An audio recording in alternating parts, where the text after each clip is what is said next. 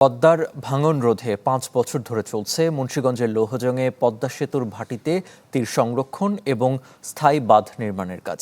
কিন্তু কাজ শেষ হওয়ার আগে ধসে যাচ্ছে কয়েকশো কোটি টাকার বাঁধ। এতে ঠিকাদারদের অনিয়মকে দুষছেন স্থানীয়রা, যদিও দুর্নীতির বিষয়ে মানতে নারাজ পানি উন্নয়ন বোর্ড। পদ্মার ভাঙনে ধসে যাচ্ছে কয়েকশো কোটি টাকার বাঁধ। মুন্সিগঞ্জের নদী ভাঙন রোধে ৫ বছর আগে লৌহজংয়ের পদ্মা পাড়ে স্থায়ী বাঁধের কাজ শুরু করে পানি উন্নয়ন বোর্ড। প্রায় ১০ কিলোমিটার এলাকায় স্থায়ী বাঁধ নির্মাণ প্রকল্পের জন্য বরাদ্দ দেওয়া হয় ৫৫০ কোটি টাকার উপরে।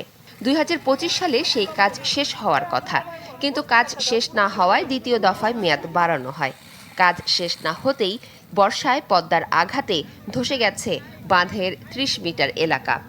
আমরা না থাকতে পারছি না, আমার বাড়ি গেলে কই যাবো, ঘর জলে কই যাবো, নদীর পার আমাদের কিছুই নাই।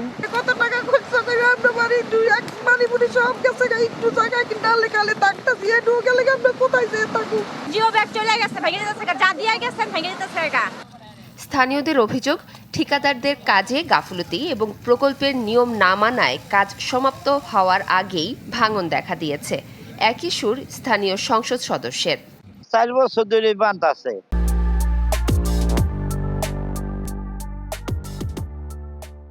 আর খানি বাঁধে না, এই কিছু পাথর হালায় না। তারপরে এই যে পাথর বিছাইছে, তাড়াতাড়ি পাথর বিছাই গেছে ঈদের আগে। সরকার টাকা দেয় ঠিক, কিংবা তারা অর্ধেক খেয়ে হালায়, বারোয়ানি খেয়ে হালায়, চেরে নিয়ে কোনো মতন লেপি ছিপি দিয়ে বুঝাই দেওয়া যায়। ব্যাপক দুর্নীতি এখানে হয়েছে, ভালো কাজ হচ্ছে না, আমি ইতিপূর্বে দেখেছি।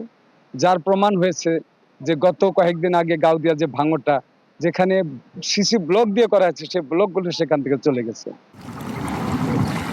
কাজে অনিয়মের বিষয় মানতে নারাজ পানি উন্নয়ন বোর্ডের নির্বাহী প্রকৌশলী। আমাদের এই কাজগুলো কিন্তু টাস্ক ফোর্স দ্বারা মনিটরিং করা হয়। টাস্ক ফোর্স যেখানে কাজ মনিটরিং করছে, এখানে আসলে দুর্নীতি হওয়ার কোনো চান্স বা সুযোগ নেই। আমাদের কাজ আগেও যেমন ছিল, এখনো ঠিক তেমনই সততার সাথে, নিষ্ঠার সাথে, নকশা এবং স্পেসিফিকেশন মেনটেন করেই 100% করা হবে এবং ভবিষ্যতেও করা হবে।